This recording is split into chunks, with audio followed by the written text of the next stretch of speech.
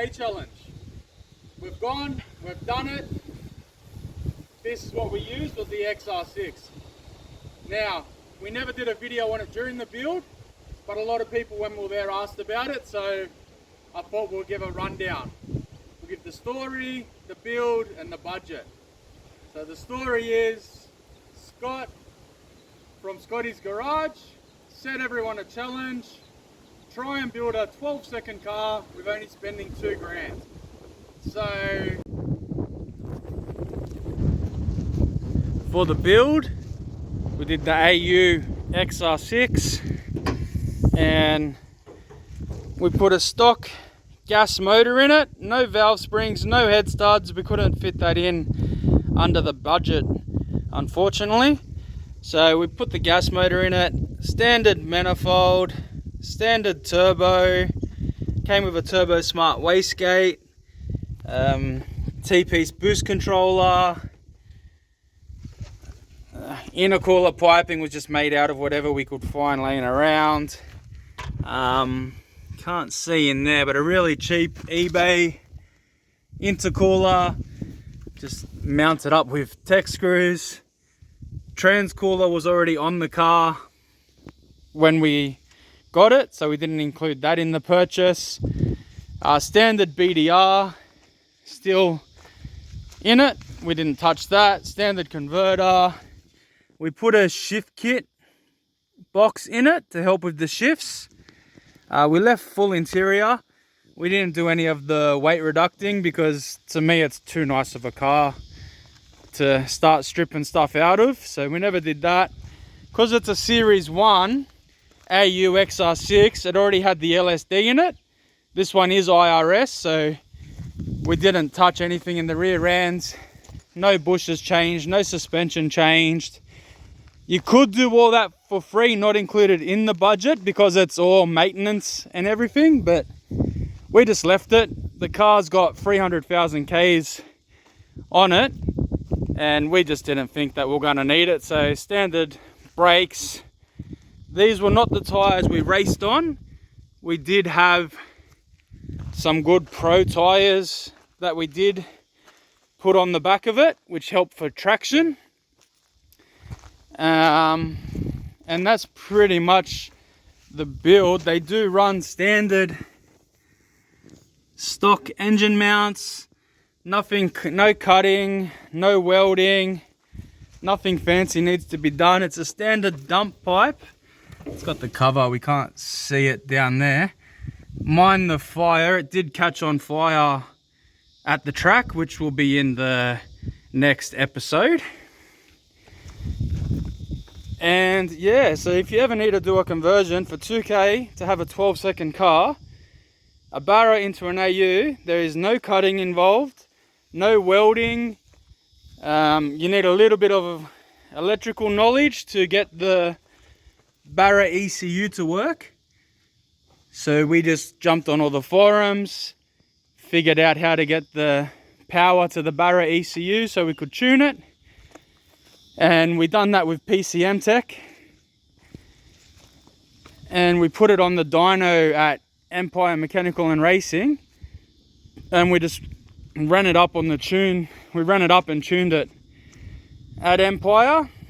It made 350 kilowatts on 12-pounder boost. We tried to turn it up, but she started to valve float. So we just left it at that and thought that's going to be enough power to run a 12-second pass. The budget, 2K. This is where we spent it, and this is pretty much how much everything cost. The barra, you have to buy it. Gas motor, $250. So we put that in. Turbo manifold and turbo, you get on Marketplace, they're all different prices. We were lucky enough to pick that up for $300 with the turbo. It does have a lot of shaft play in it, but we thought we were going to give it a go and see what happens. We didn't have too much of a problem with it. Then you got $20 boost controller. We put the battery in the boot, which was probably $50 of cables, and it's mounted on an eBay bracket for $20. We've got 660 injectors, which were $150. We put the intercooler piping together just from what we had laying around. So with the silicone hoses and everything, $50. Front mount intercooler is an eBay one, again, second hand. It's not the best condition. That you could say $50. BF ECU, that was $50. The PCM Tech unlock was $180. The wiring, we did it all ourselves, but we still had to buy wires, so I would say that would come in around the $150 mark for the wiring as well. The best part about these conversions is it's still a stock AU radiator, stock AU fans, stock AU gearbox, AU converter, AU diff, AU stock LSD, so none of that had to come out of the budget. That really helped us saving on that aspect of it. So that pretty much, I'll put a full description with more things, like you have to run the turbo map sensor we had to change.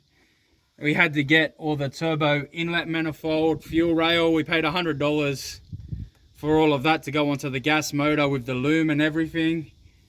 Again, it's a matter of what you can find on Marketplace, pretty much, or at your local wreckers, and your prices are always going to vary. So from Sydney to Melbourne to South Australia, what it costs here is going to be completely different, and I'm just trying to pretty much pick a ballpark figure that everyone else is spending. Oil pressure, oil feed line, sorry. Again, it's not a Pacific Barra one, it's just the cheapest one we found on Marketplace. I don't know what car it was for, but that was $20. We got the standard water lines for $20, and we've just cut it down and adapted it to work with a little bit of hose. And also another thing that saved a lot of time for the conversion was the hot side intercooler piping. We actually picked up for $50, and it's the standard BA intercooler pipe. So it goes under the alternator and just all works without having to cut or modify or without making it too hard. So that was a really good buy and time saver as well. So another thing in the budget would have been the accelerator pedal. We made our own bracket out of scrap metal we had laying around. We got the accelerator pedal and a little bit of wiring from the wreckers for $30, and we just mounted that up in there, so it's got the fly-by-wire. And for the tuning side of it, we did use PCM Tech. We didn't have to minus the price of the program. My son has the programming already and he's learning the tune. So my son tuned it, and I didn't pay him for it. So he did it, or it was our build together. So that was awesome. It was his first tuned car. It performed really well. The only issue we did have was building boost at the start line with the standard converter, and the tires being so grippy, it just would not let us build boost. That'll all come in the next episode, and I'll show you guys what times we ran and the carnage also that came along with it. Possibly catching fire, pissing oil everywhere. That's what happens when you build a 2K car to run 12s, I guess. They're not always going to be perfect, but we'll show that in the next episode.